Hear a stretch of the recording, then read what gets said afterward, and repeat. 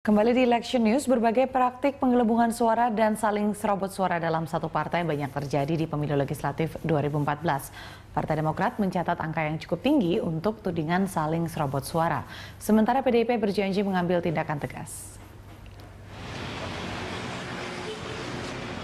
Panitia Pengawas Pemilu Kabupaten Serang, Banten menerima dugaan pelanggaran penggelembungan suara pemilu legislatif di Desa Wirana dan Sangyang, Kecamatan Pamarayan, Kabupaten Serang, Banten, atas nama Aeng Hairudin dan A. Nurhandiat. Dugaan itu diketahui dari ketidaksamaan hasil rekapitulasi penghitungan suara salah satu caleg dan partai politik di formulir C dengan formulir C plano. Menanggapi penggelembungan suara tersebut, caleg DPR RI nomor urut 1 Ahmad Rifai yang juga menjadi pesaing Aeng Hairudin dari Demokrat meminta agar pihak Bawaslu melakukan tugasnya dengan baik hingga temuan tersebut tuntas sesuai aturan yang berlaku. Bentuk pelanggarannya diduga ada penambahan pada salah satu calon legislatif di tingkat RI dan juga di tingkat provinsi, di mana sudah merubah C1 yang semestinya tidak perlu ada perubahan sedikit pun. Bahkan di planonya pun juga sudah dirubah, sehingga hasilnya ya tidak sesuai dengan data yang kami terima dari PPR. Ahmad Rifai menilai bahwa Aeng Hairudin telah mencederai pencitraan Partai Demokrat. Bahkan meski satu partai dengannya, Ahmad Rifai tetap akan mengajukan temuan tersebut kepada Gakumdu dan ke DPP Demokrat.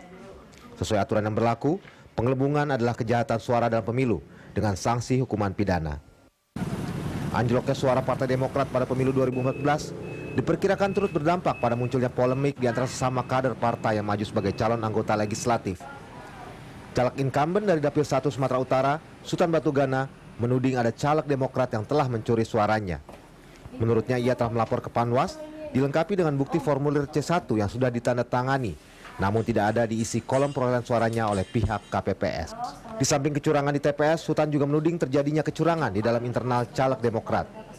Sultan yang duduk di nomor urut 2 dari Dapil Sumut 1 ini mengaku sudah melaporkan semua itu kepada pihak DPP Partai Demokrat di Jakarta dan DPP sudah meminta seluruh bukti otentik.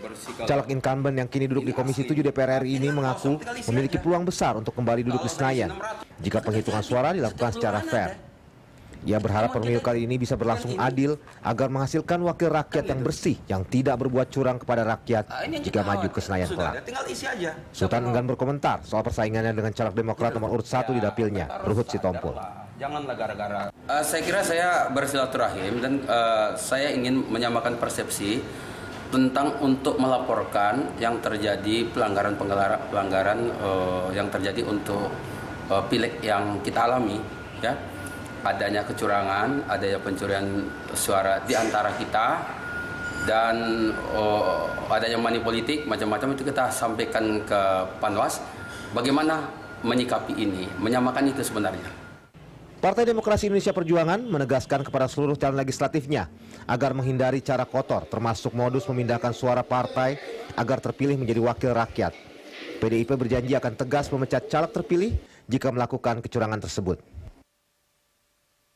Caleg Nasdem nomor urut 3 dari Aceh, Desi Fitriani, juga mengeluhkan hal yang sama di status BlackBerry Messenger-nya. Di Partai Nasdem diberlakukan ketentuan suara partai jatuh ke caleg dengan suara tertinggi. Oleh karena itu ditengarai ada caleg curang yang berusaha membelokkan suara partai. Saling curi suara partai bukan saja berakibat pidana. Bisa dibayangkan, wakil rakyat seperti apa yang dihasilkan dari tindakan mencuri. Tim Liputan, Berita 1.